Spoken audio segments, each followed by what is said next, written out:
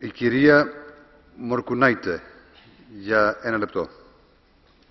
Ačiū, ponas pirmininkė, sveikinimai pranešėjai ir padėka komisarui, kuris su tokia gera valia žiūri į energetikos strategiją ir politiką.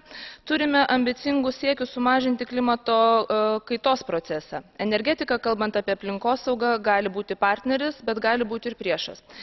Europos Sąjungoje priklausome nuo iškastinio kuro skirto energijos gavimui. Senkant jos resursams vis labiau priklausoma nuo trečiųjų šalių. Todėl svarbu vystyti ne tik atsinaujinančią energetiką, bet investuoti į tyrimus dėl energijos efektyvumo didinimo. Praeitą sesiją svarstėme skirimą papildomų lėšų energetikai per Europos ekonominio gaivinimo planą. Galbūt būtų tikslinga turėti galimybę paskirstyti lėšas ir iš kitų Europos Sąjungos finansinių mechanizmų, kurios būtų skirtos bendram energijos efektyvumui. Atsinaujinanti energetika mums ne vien tik tai svarbi dėl klimato kaitos, bet ir dėl energetinio saugumo. Kai kurių valstybių dvišaliai susitarimai vykdant projektus, kaip kad Nord Streamas, kelia nepasitikėjimą ne vien dėl aplinkos sauginių dalykų, bet ir dėl solidarumo principų.